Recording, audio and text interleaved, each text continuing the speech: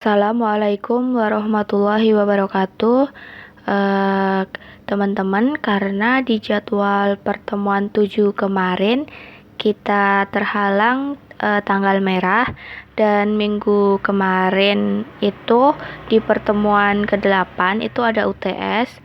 Nah, jadi untuk pertemuan 9 kali ini kita akan membahas dua materi sekaligus di pertemuan 7 dan di pertemuan yang ke-9. Jadi nanti di pertemuan 7 itu tentang percabangan, kemudian di pertemuan 9 ini tentang looping atau perulangan. Nanti saya akan menjelaskan secara singkat saja pengertian-pengertiannya sama macam-macamnya. Kemudian kita langsung ke penerapan codingnya.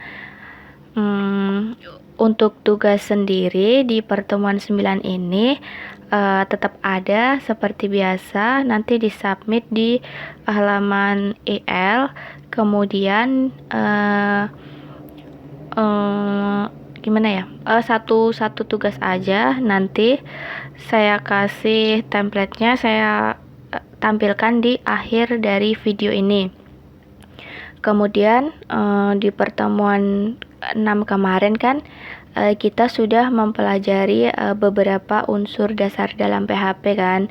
Kita sudah bisa membuat variabel, memanipulasinya dengan sebuah operator, kemudian juga mengetahui tipe datanya, dan juga kita bisa menampilkan dengan perintah echo.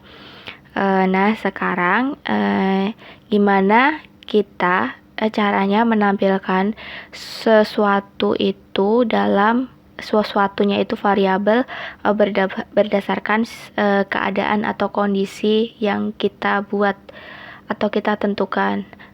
Seperti misalnya string lulus, jika variabelnya misal dolar nilai, kemudian lebih dari 70, dan kita akan menampilkan string tidak lulus jika si variabel tadi di bawah 70. Nah, di sini tuh fungsi percabangan sama looping itu kita gunakan. Dalam percabangan sendiri terdapat beberapa macam.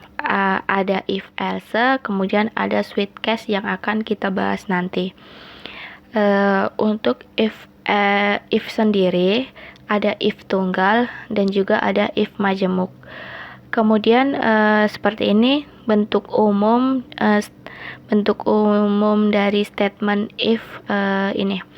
Ada if, kemudian diikuti sebuah kondisi ini nanti si variabel, jadi variabel yang kita buat. Kemudian jika kondisi sudah kita buat, maka ada statement juga yang kita buat.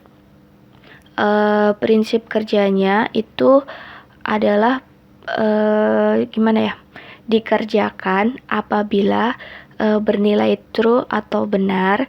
Kemudian sedangkan jika kondisinya salah atau false, maka statement di atas tidak akan dikerjakan. Kemudian pernyataan if dan else. Nah, pernyataan else sendiri itu merupakan bagian dari pernyataan si if. Namun diikuti else ini digunakan untuk memberikan alternatif perintah apabila kondisi bernilai salah. Jadi ada else jika nanti kondisinya salah.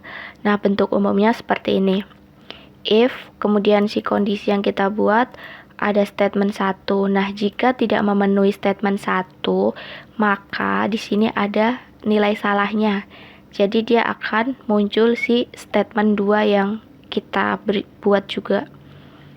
Kemudian untuk if majemuk di sini ada pernyataan if, kemudian else if, dan juga else.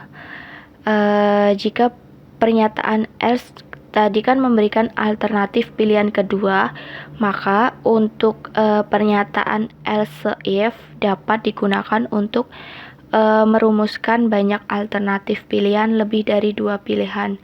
Jadi di sini kita bisa memiliki banyak pilihan. Bentuk umumnya seperti ini. Ada kondisi 1, Kemudian kondisi 1, maka statementnya seperti ini. Statement 1. Kemudian jika tidak memenuhi kondisi 1, ada kondisi 2, maka nanti statementnya juga akan beda. Kemudian else if itu kondisi yang ketiga. Kemudian setelah semuanya tidak memenuhi, maka dia akan ke statement paling akhir atau else. Kemudian percabangan yang kedua yaitu tentang switch case. Nah, bentuk umum dari switch case sendiri seperti ini. Switch, kemudian nilai ekspresinya, kemudian diikuti case, nilai dari statementnya. Ada statement 1, 2, dan sekian. Nah, di sini ada si default.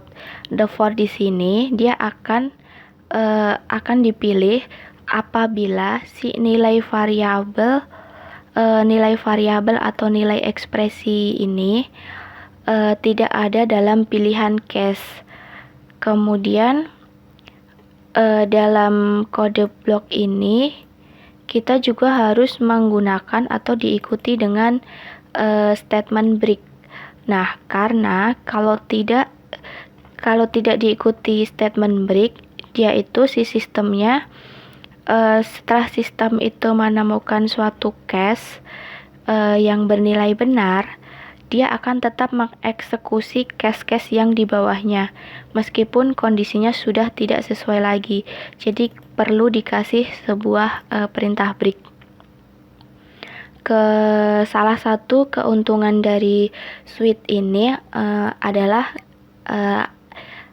ada bisa langsung mengevaluasi satu statement dan memerintahkan aksi dalam jumlah yang lebih banyak. Oke, setelah tadi membahas percabangan, sekarang kita lanjut tentang perulangan atau looping.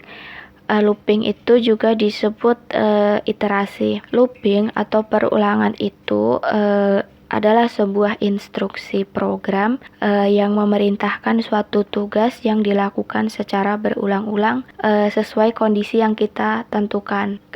Ide dasar di balik sebuah loop itu adalah mengotomatiskan. Jadi dia akan otomatis tugas-tugas yang berulang dalam suatu program untuk menghemat waktu. Kemudian PHP yang mendukung 4 jenis loop ini ada 4. Yang pertama ada for. For ini itu loop yang tipe sederhana. Dia akan mengerjakan sampai perhitungan mencapai angka yang ditentukan. Kemudian ada while. While di sini merupakan perulangan selama kondisi yang ditentukan bernilai true atau benar, dan pernyataan akan terus dikerjakan apabila masih belum mencapai batas perulangan. Kemudian yang ketiga ada do while. Nah, di sini pernyataan akan terus dikerjakan. Jadi akan dikerjakan terlebih dahulu sebelum melakukan pengecekan batas perulangan. Jadi akan bekerja terus. Kemudian apabila belum selesai di batas perulangan, maka perulangan tersebut akan terus dilakukan. Kemudian yang keempat adalah for each. Nah, loop yang merupakan kode untuk setiap elemen dari sebuah array. Jadi digunakan untuk array. Langsung saja kita ke praktek codingnya saja. Silahkan disimak baik-baik.